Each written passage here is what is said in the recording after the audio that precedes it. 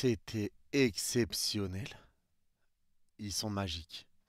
Salut les fraudes, j'espère que vous allez bien. On se retrouve pour une nouvelle vidéo. Et nouvelle vidéo débrief du match, que dis-je, du gratin du football entre Manchester City et le Real Madrid à l'Etihad. Match nul, un but partout, prolongation, tir au but, qualification du Real Madrid dans un match complètement dingue.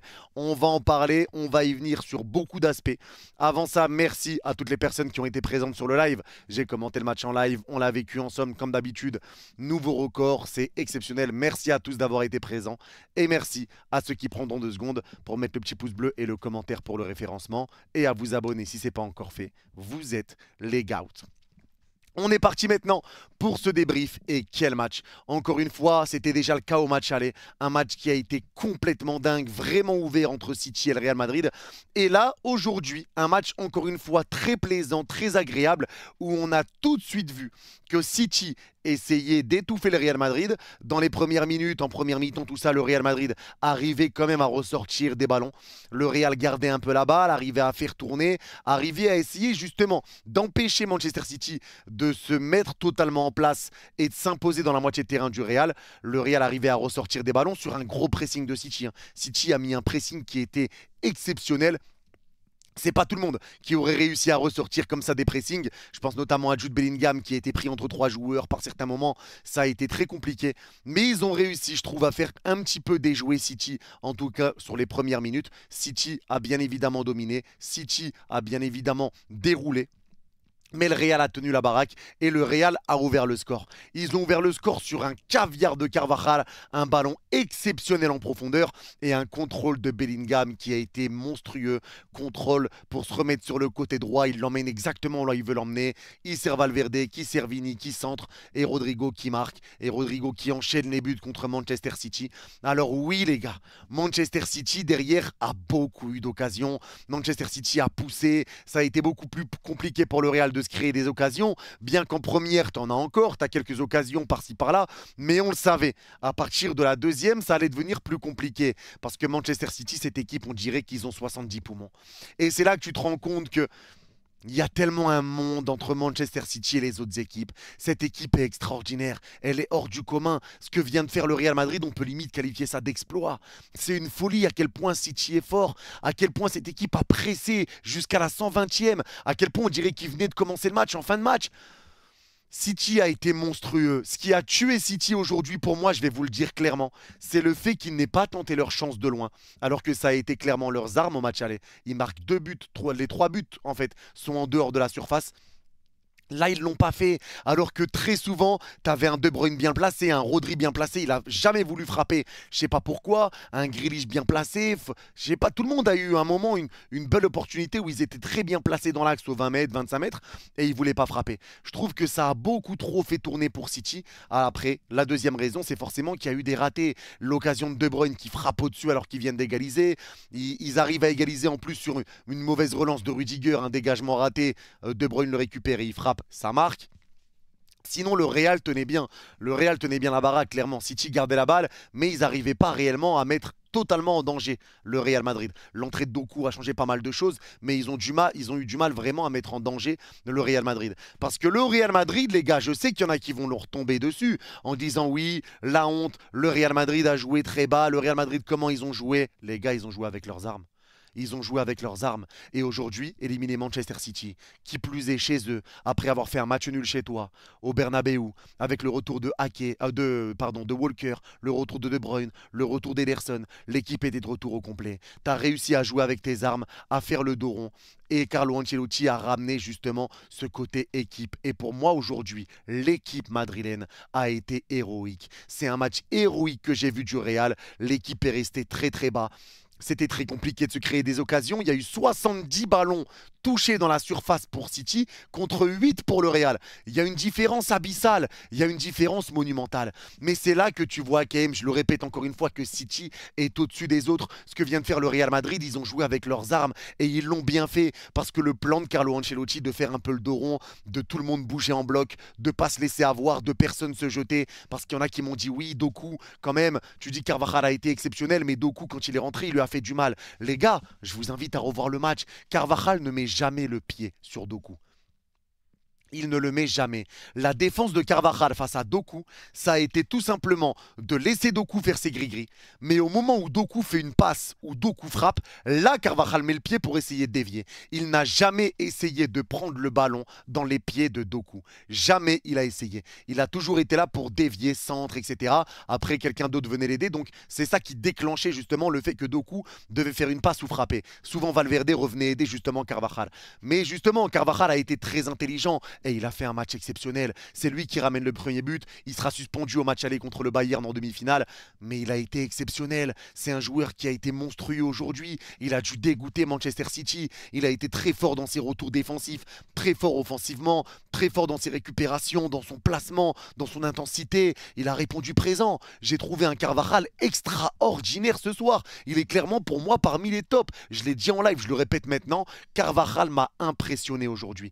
Il a été exceptionnel, énorme match de Carvajal, il n'y a strictement rien à dire, il est totalement géré son match et il l'a bien fait. Le Real Madrid a juste bien géré son match défensivement, il savait les gars après l'égalisation de Manchester City que ça allait devenir compliqué. En prolongation, Carlo Ancelotti fait sortir Vini, il fait rentrer Vasquez, t'as plus un joueur, t'as plus un attaquant devant, il te reste que Brahim Diaz, Bellingham mais qui sont pas des attaquants. Donc c'est compliqué, tu sais en fait, à partir du moment où City égalise, dans la tête de Carlo Ancelotti et des Madrilènes, c'est simple, on tient jusqu'au péno. Même si le Real a eu une occasion à la fin avec Rudiger. Mais tu te dis dans ta tête, il faut tenir jusqu'au péno. On n'y arrivera pas. Parce que tout simplement, Manchester City a été exceptionnel. Encore une fois, dans la longévité du pressing, on dirait qu'il n'était jamais fatigué. Le Real a bien commencé son match. Hein. Comme j'ai dit, ils arrivaient quand même à faire déjouer un petit peu les plans de City. City a eu beaucoup d'occasions, mais à la fin, la fatigue s'est fait sentir pour le Real. City, on dirait qu'il venait de commencer. C'était n'importe quoi. Ils peuvent s'en vouloir, City, parce qu'ils ratent beaucoup d'occasions. Mais c'est pas n'importe quoi ce que vient de faire le Real Madrid. Ils viennent de sortir City, champion d'Europe en titre. City, invaincu chez eux depuis 6 ans. 6 ans en Ligue des Champions. City, qui était sur 29 matchs sans défaite en Ligue des Champions, ils sont maintenant sur 30 matchs sans défaite en Ligue des Champions. J'avais annoncé match nul, prolongation, tir au but, victoire du Real. J'avais annoncé le Real qui allait sortir City. Je l'avais dit, tout comme j'avais annoncé le Borussia Dortmund, PSG et Arsenal, mais c'est le Bayern qui est passé, 3 sur 4. Mais en tout cas, le Real a joué avec ses armes. C'était un exceptionnel Manchester City aujourd'hui. On a vu un match de grande classe, un Real qui a souffert, et je n'ai pas souvenir dans toute ma vie d'avoir vu un Real déjà jouer comme ça. Le Real est venu vraiment pour défendre, 4 défenseurs, 4 milieux de terrain, ça se projetait pas vers l'avant, ça se découvrait pas, ils se sont quasiment jamais fait prendre dans le dos et ils ont très bien géré leur match. Ils ont réussi à marquer, ce qui leur a fait du bien parce qu'après ils savaient que City allait pousser dans l'égalisation, ils ont réussi à la tarder le plus loin possible, à la faire retarder le plus loin possible, mais vraiment City a été incroyable. Pour moi, tout ce qui a manqué pour eux, c'est les frappes lointaines comme je l'ai dit et l'efficacité parce qu'il y en a eu des situations.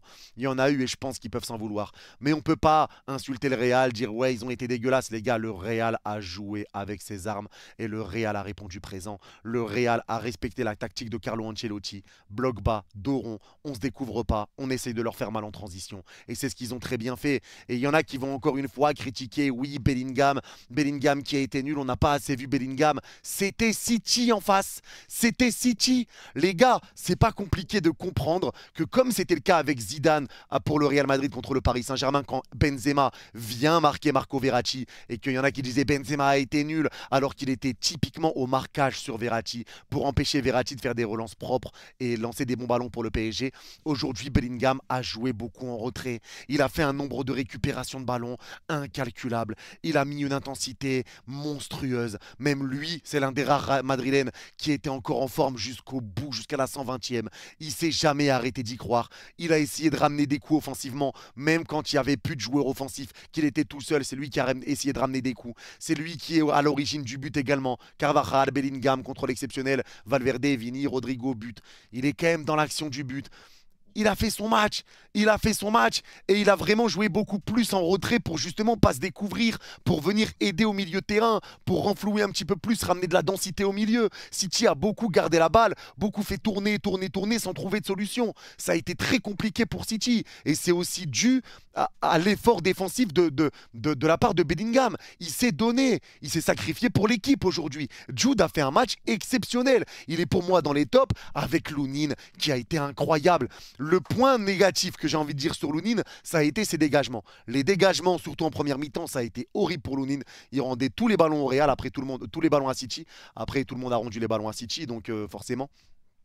C'était plus dur, mais en première mi-temps, Lunin les rendait beaucoup. Par contre, en termes de parade, il y a eu des parades faciles, etc. Des corners rentrants, ou pour moi, si tu prends un corner rentrant, c'est le gardien qui est fautif. Mais il a été vigilant, il a fait des belles parades, surtout sur un corner de De Bruyne qui allait rentrer en pleine lucarne, il te fait une belle claquette. Lunin a été incroyable. Je ne sais pas pourquoi le Real Madrid est parti chercher Kepa. Lunin voulait partir une fois que Kepa est arrivé, ou que Kepa est commencé à jouer avec le Real.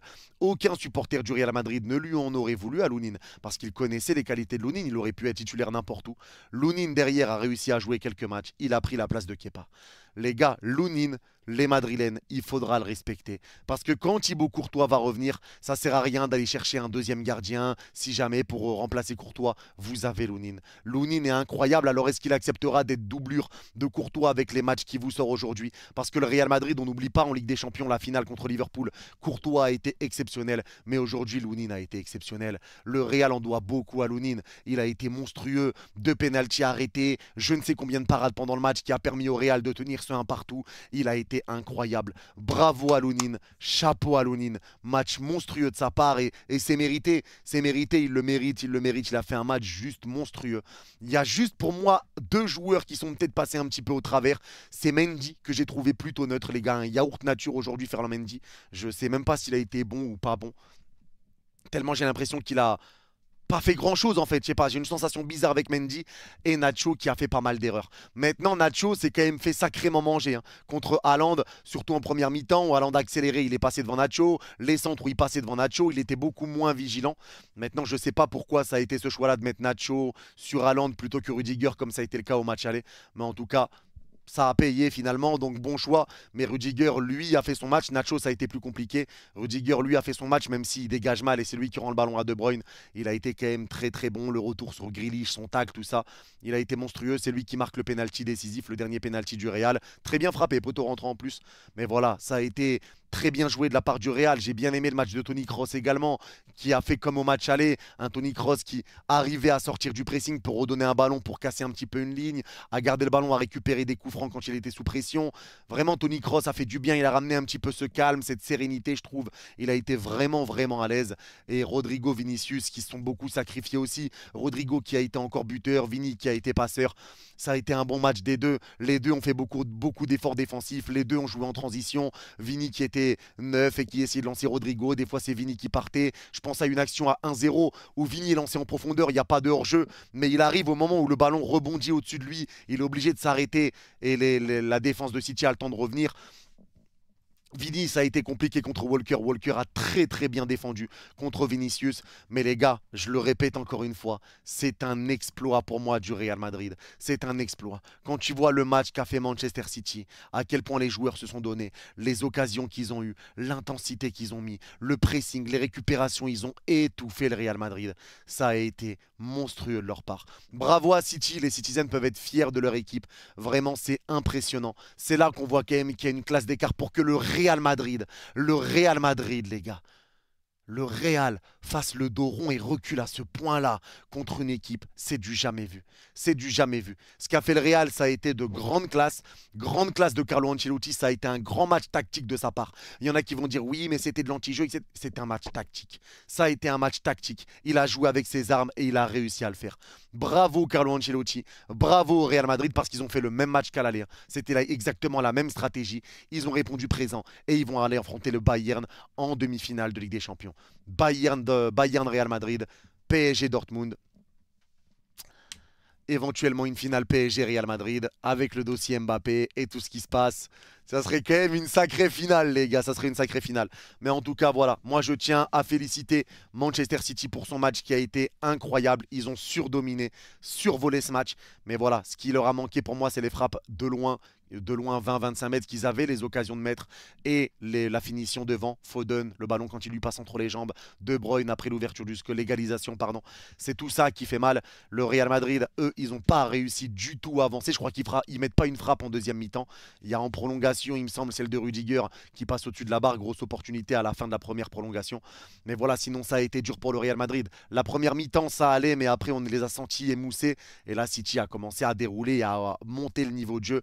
Et pour que le Real recule comme ça, je le répète, mais c'est là qu'on voit que City, c'est des extraterrestres. Et le Real vient de faire quelque chose de très grand, de très très grand à l'image de ce club, le plus grand club du monde, le plus grand club de l'histoire. C'est légendaire. Il y a une aura autour du Real Madrid qui est juste exceptionnelle. Quand j'avais annoncé le Real Madrid, j'avais dit qu'il fallait respecter le Real, que le Real restait le Real, que le Real resterait dangereux.